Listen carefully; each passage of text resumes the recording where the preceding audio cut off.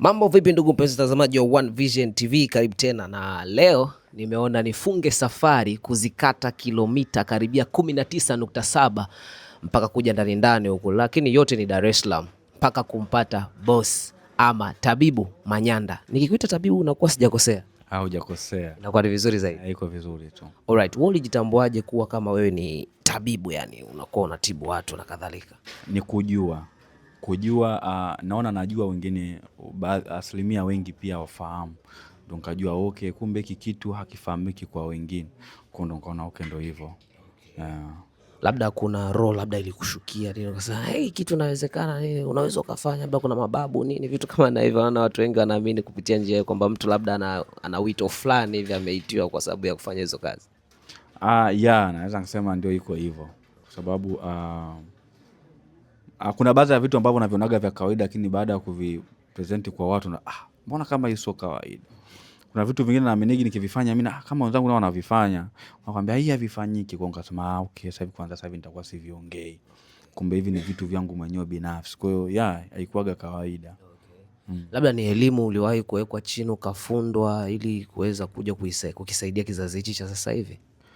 No, hapana, mimi sikufundishwa na mtu. Kama kuna mtu amenifundisha aje. Mimi sikufundishwa na mtu aina yoyote, ila tu maisha ya nyumbani ambao babu yangu, bibi yangu, ndio maisha ambao mimi nimekulia, maisha ambao hadi ikipiga bibi anatoka nje anaitukana na kula hadi naacha. Kwa hiyo nimekulia kwenye hayo maisha. Okay, tupo kwenye kizazi cha Gen Z na mimi interview yangu zaidi itajikita kwa vijana. Maana vijana sasa hivi wana plan nyingi kichwani, lakini kuingia kwenye utendaji inakuwa ni sifuri zaidi sana. Labda kwa kuanza kabisa, nafikiri watu watakuwa kufahamu kupitia peji yako umekuwa ukitoa tiba nyingi niseme. Je, hii kwako wewe haijakuletea athari yoyote, labda kwa watu ambao tunasema waganga wa jadi na wachawi, au na niseme hivyo, yani wachawi na waganga wa jadi, lakini pia na imani zingine tofauti ikiwemo Uislamu na Ukristo, labda kwako wewe haijakuletea utofauti wote kwa sababu ya zile kodi unazozitoa au yale matibabu unayoyatoa kupitia mitandao? Hapana, sijapata athari aina yoyote, kwa sababu hata kwenye engo ambao naelezea kama mtu atapaniki au atanijia juu kwamba natoa kodi, basi atakuwa sio muungwana. Na kama atakuwa sio muungwana, basi napaswa nimueleweshe uungwana. Mimi na yeye tunaweza kuwasaidia wengine. Kama atakuwa kuna namna ambavyo yuko kama mimi, lakini yeye anauza, basi mimi naongea, hapana. Kama ananisikiliza yeye mwenyewe ana lengo la kwanza kuniataki, basi aache. Si salama, tupo kwa ajili ya kusaidia. Watu wengi wanaamini kwamba mafanikio mengi ya vijana ama mafanikio ya mtu binafsi yanaanzia kuanzia rohoni na kwenye nafsi na kadhalika. Nataka utupe utofauti kidogo. Mtu anawezaje kutransform kitu kipo rohoni kuja kukileta kwenye masuala ya kimwili kabisa na akapata na akaona matokeo kabisa? Okay, vizuri sana. Nataka kutolee mfano. Mimi napenda kuongea kwa mfano sababu kuna mwingine ukimuelezea kiundani anza sikuelewa.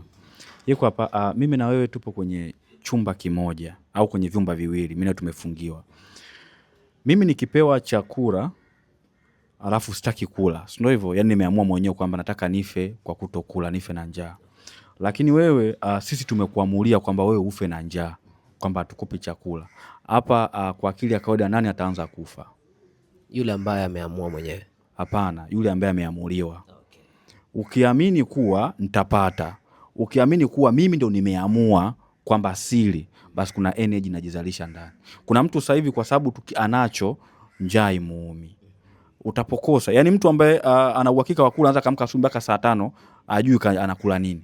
Lakini mtu ambaye hana, kuanzia saa 10 anaamka njaa inamuuma, anawaza asubuhi nakula nini. Kwa matumaini ama nguvu ambayo iko ndani yako ndio inatoa energy nje kuleta mwanga kwenye kwa ambacho unachokitaka. Kwamba jua ukiwa na matumaini nitapata, na huku unapambana lazima upate. Ukishajikatia tamaa, basi hata nguvu ambayo inazalisha ndani yako ili kupata matokeo katika ulimwengu wa nyama huwezi kupata matokeo. Na unawasaidiaje vijana kuelewa sawa kwamba kitu fulani, kwa sababu umeongea kwa mfano, labda mtu mwingine asielewe mfano huo, kwamba mimi kwa mfano naamini kwamba nina pesa sawa, lakini kwa macho ya nyama kabisa sioni kwamba nina pesa. Je, nafsi yangu itanishawishi vipi au energy itajizalishaje energy ya kuweza kutambua kwamba yes nina pesa? Okay, cha kwanza upaswi kuamini kama ufanyi. Na ndio 90% vijana tumehamia huko, kwamba kijana anaamini pasipo kufanya. Inabidi uamini na ufanye. Kitu ambacho unapaswa kuongeza nguvu kwenye mizimu ya kwenu, kuna baadhi ya madawa ambayo unabidi uyafahamu kwa ajili ya kujikinga dhidi ya wabaya. Umeelewa Na uamue kwenye kile ambacho unachotaka kukifanya. Kwanza kabla hujaenda kufanya inabidi uchore draft kwamba nabidi tuwe hapa, nifanye vile. Mwingine akawa na power, mwingine anaota ndoto nzuri za mafanikio, sio anaota anavua samaki, anaota ndoto sio za ushindi, sio macho yanacheza ishara kwamba yeye anafanikiwa. Sasa kile kitu cha ndani kina operate kuwa yeye tayari anacho. Ndio kama unavyosema mwingine anataka mimi ndoto za mafanikio bro, lakini kwenye uhalisia wa kawaida upati kwa sababu hujajitafutia njia. Maji anaweza kawa yako nyuma tu hapo, lakini kuingia ndani akawa mtiti kama una akili. So unatambua? Alafu kuna mwenzako anaanza kama mtaa wa 7 huko, akaja kuchukua maji hapa kwako akapeleka. Tena sio anachota kwa madumu, anachimba kamfereji anaingiza mpaka kwake. Wewe uko hapa ujui. Unabaki tu mimi kwangu maji hapo, wenzangu wanafaidika ndio hicho. Mwingine anaviashiria yeye anafanikiwa. Kama Manyanda mimi nikipita mahali anambia mimi tajiri. Manyanda watu wanaambia una hela. Wewe una umaskini wote. Lakini mimi final say najua nalia ndani, hela sina. Sasa ukiona una dalili hizo, jua nguvu unayo. Ila hujazitafutia njia za kufanya ufanikiwe. Mwingine kama yana na biashara, wewe unaambiaje sina nguvu kana biashara? Kaka biashara kama ifungulia Malinyi huko hamna watu wanamuuzia nani? Kwa unaweza kuwa na nguvu lakini pia lazima utumie maarifa. Unaweza kuwa mwanga lakini lazima uwe na maarifa na akili ya kujua nafanya nini na kwa wakati gani. Sahihi sana. Na mimi hapa kwa vijana kama hawajakuelewa naweza kwa hawajaelewa, lakini twende kwenye issue ambayo ni very deep. Utofauti kati ya uganga na tiba asili. Huu tofauti upo, maana watu wengi sana wanaamini kuwa kuna ushirikina alafu kuna tiba asili. Labda ututofautishie wewe kwa experience yako kwa muda ambao umeshakaa. Uganga na ushirikina ni vitu ambavyo vinashabiana ama tiba asili na ushirikina ni vitu ambavyo pia vinashabiana? Ushirikina kufanya vitu ambavyo si sahihi ndio ushirikina. Unaenda kwa mtu kwa ajili ya kumloga, huo ni ushirikina. Ni shirki. Yaani uendi kwa ajili ya wewe, unaenda kwa ajili ya wengine. Ushirikina unaenda kujiloga, lakini kujiloga kwako unataka waroge na wengine upate matokeo. Hiyo ni shirki. Lakini kama unaenda kwa ajili yako bro, hiyo unaenda kwa ajili ya tiba. Yaani unaenda kutatua tatizo ambalo uko nalo. Kwa nini sifanikiwi? Naenda kujitambua, nataka nifanikiwe. Kwa nini sifanikiwi? Chinja mbuzi, fanya hivi, lala naye. Ama kwa nini sifanikiwi? Kwa ajili ya kuku, chukua chakula cha kuku kinene, mlishe, baada ya kumlisha mchinje. Hapo upo kwa ajili yako mwenyewe. Kwa ukaenda kwa ajili ya wengine na kwa ajili ya ubaya, hiyo ni shirki. Na hiyo pia si salama, haupo kwenye upande wa Mungu. Watu wengi wanataka kuelewa, sawa?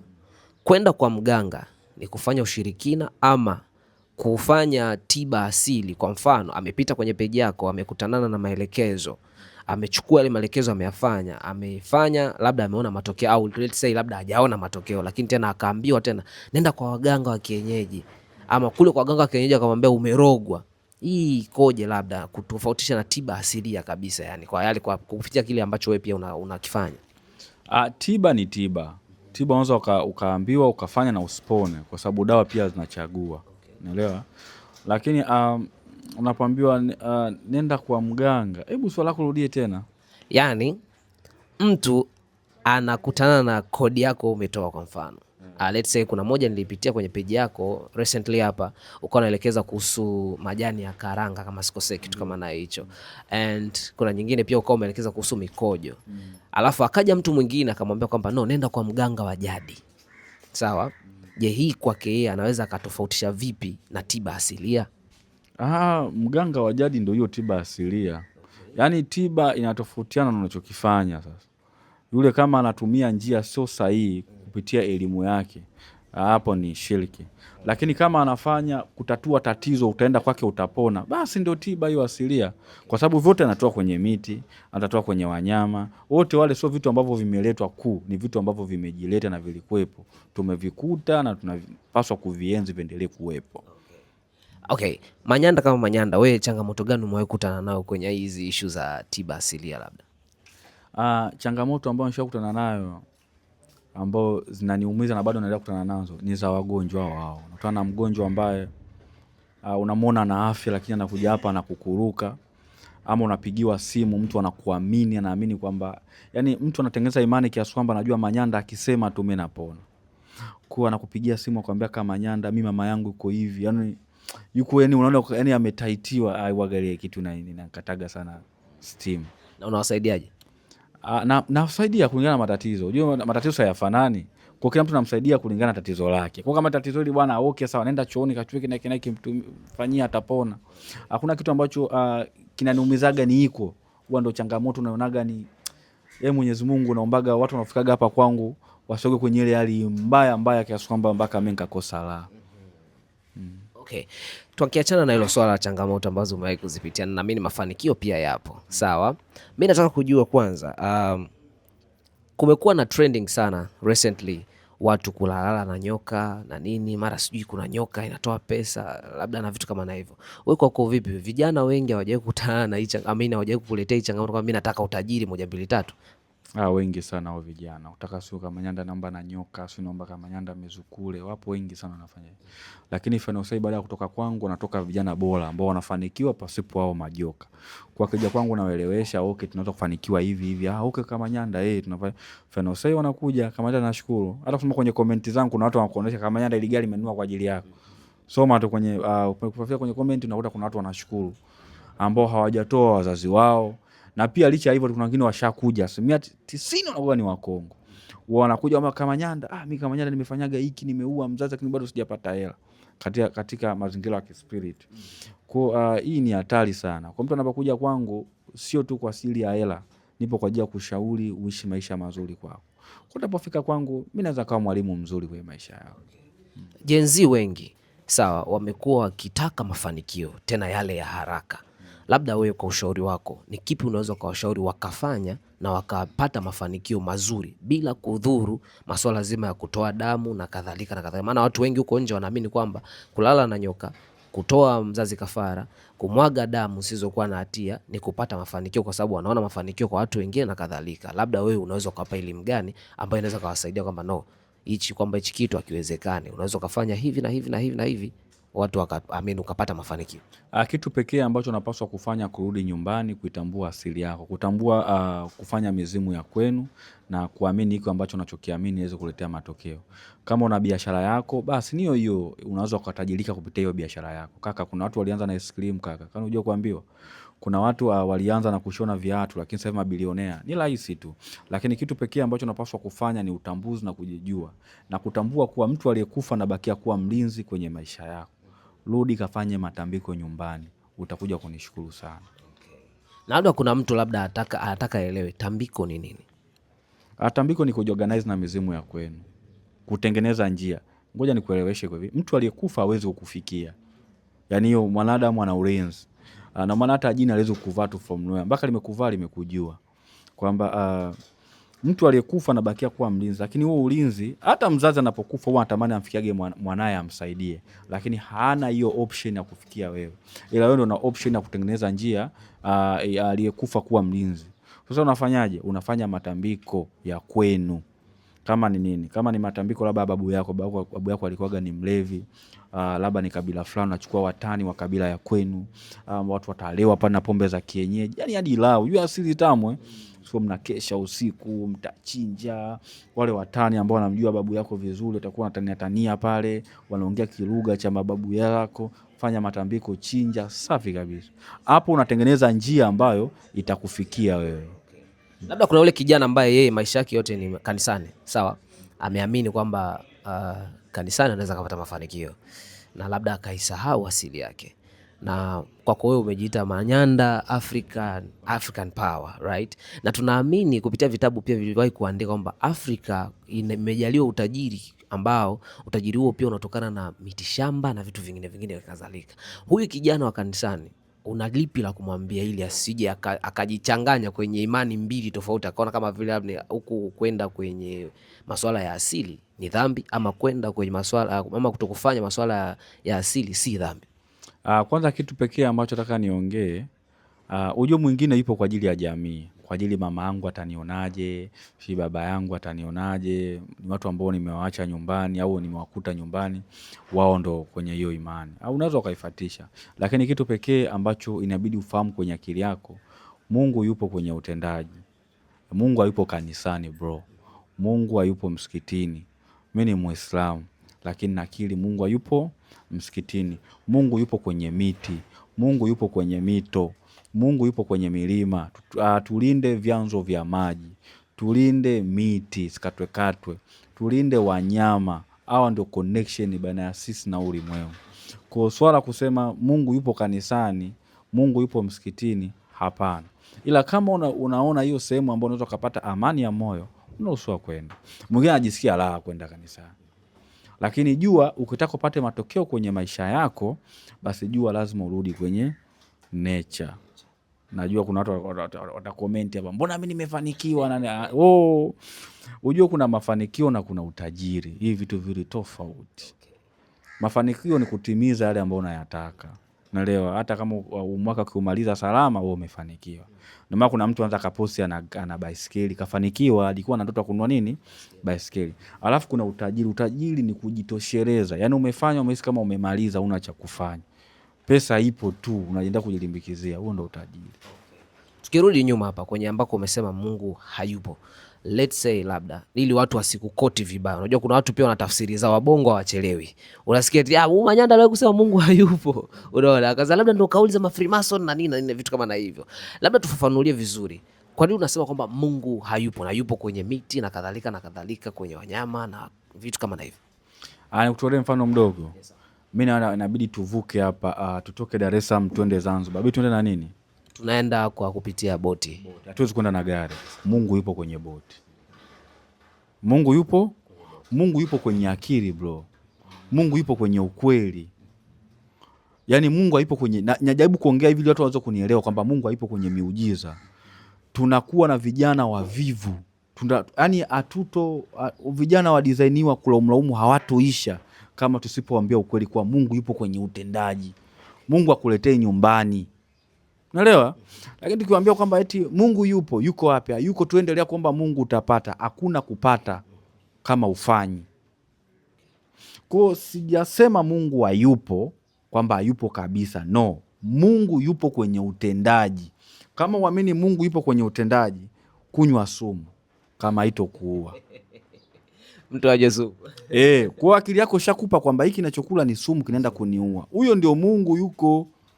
Lakini wewe umeamua kukiuka, umechukua elimu mbaya kwenda kujizuru, ni shetani. Kwa ukifanya jambo jema, unamsupport nani?